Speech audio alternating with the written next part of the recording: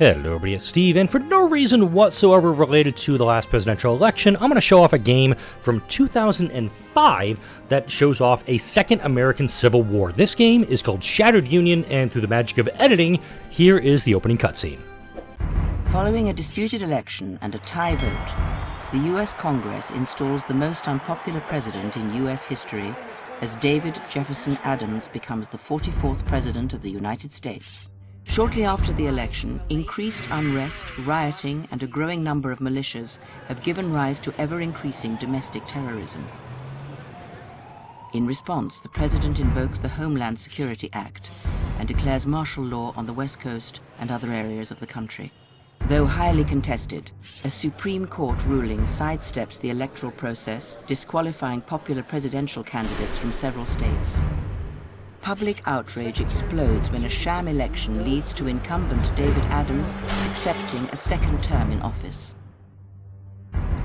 During the 57th Inauguration Day ceremonies, Washington, D.C. is struck by a low-yield nuclear weapon, killing David Adams and most of the U.S. Congress. The destruction of Washington, D.C. effectively breaks the chain of succession, sending the nation into chaos.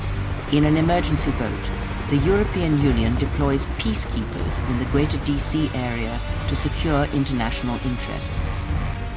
With separatist sentiment rising, California's governor declares home rule and secedes from the Union. Texas follows quickly and declares sovereignty, taking neighboring states with them and forming the Republic of Texas. Now, once United States of America lie in ruin. The time for words has passed, and a second American Civil War now erupts as 7 factions wage war across the land. They battle one another to reclaim a nation, to restore peace, to rebuild this shattered union.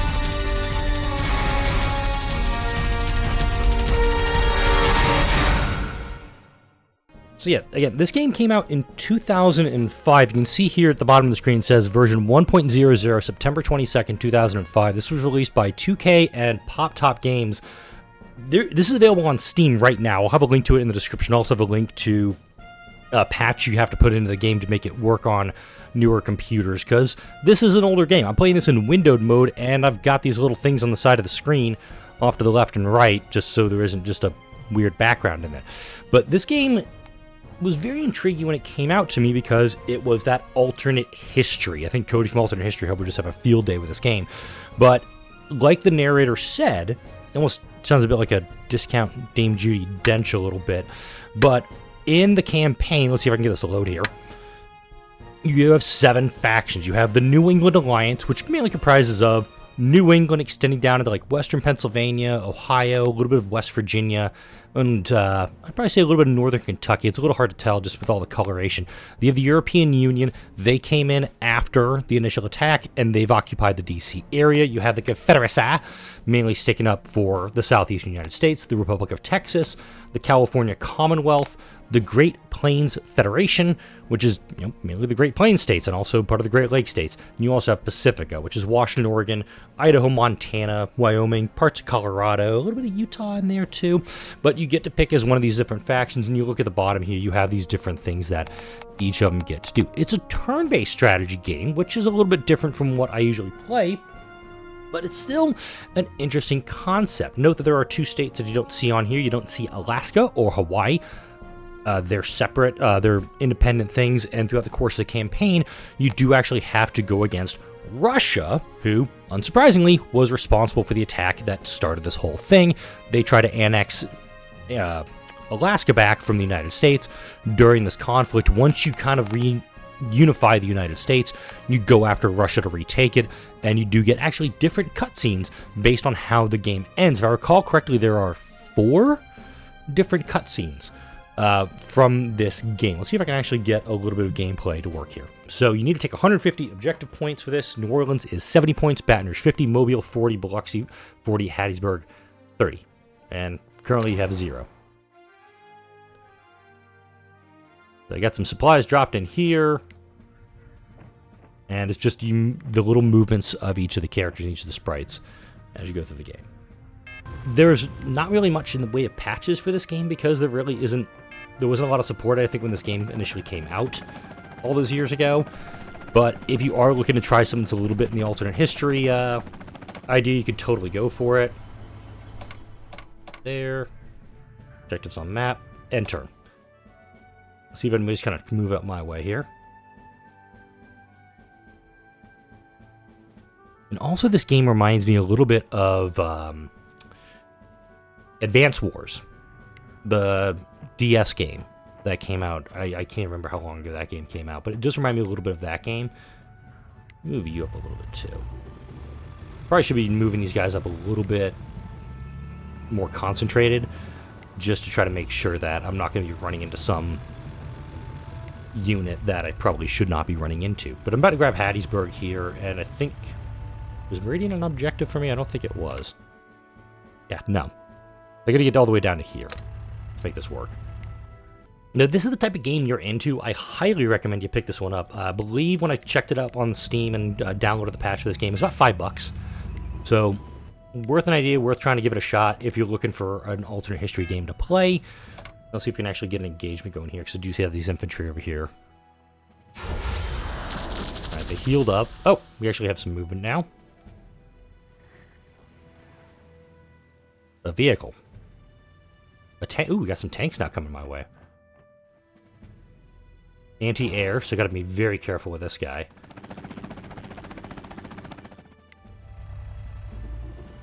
Let's send this unit into Hattiesburg just to make sure we have it occupied. Alright. This is what I was talking about with the Advance Wars type mechanic with it. It reminds me a lot of that. And this is just I'm not even partisan east. Oh, that guy's gone. Already attacked.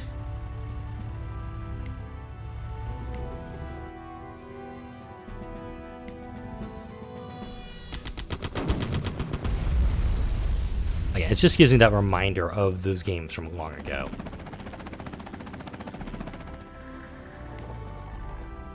That guy's way too close, actually. Nope, actually got the infantry with that shot. Wasn't planning on getting them all. But the infantry, they do well in kind of the close quarters combat, but when you're doing something like this, it's very much, you know, you run in with some tanks and you're able to get them. So this guy's going to come up, probably attack. Yep, he's going to attack my helicopter, take it out. It was expected. Artillery v artillery. But no, it's that turn-based attack move with this. And I'm just clicking ahead so you can get a feel for it.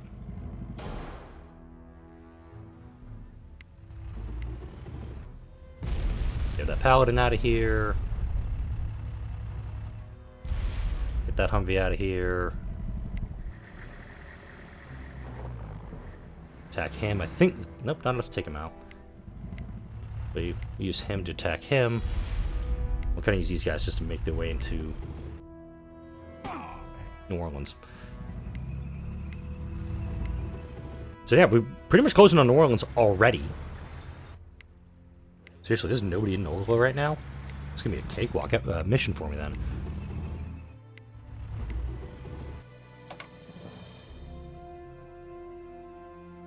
I probably have to get some infantry up here too, just to make sure it... Oh. That worked. Alright, so the Confederacy resigned, lost some units, picked up some cash. They lost a lot of money in the process, but note that at the bottom here it says Russian aid, because, like I mentioned, Russia does become a faction during this gameplay. And now we've conquered the Mississippi Delta states, and if we want to advance to the next week, let's go ahead and do that. So now they're actually attacking me, California, and I have to defend it using the units that I have left. So I lost it. I just auto-resolved that one. And the game just keeps going like that. So I can't remember the exact... so it looks like the California Commonwealth goes first. Then the Confederacy. The Great Plains Federation. Then you get Republic of Texas, California Commonwealth, Pacifica, and then the EU goes last. But that is just kind of a primer of Shattered Union itself. If you want to check it out, like I said, I'll put the link to how you can get it on Steam in the description, as well as the instructions on how to get the game operating on your newer computer, if that's what you want to do. Like, comment, share, and subscribe if you enjoy this video and all the videos that come out on this channel. Thank you all for watching, and I'll see you all in the next video.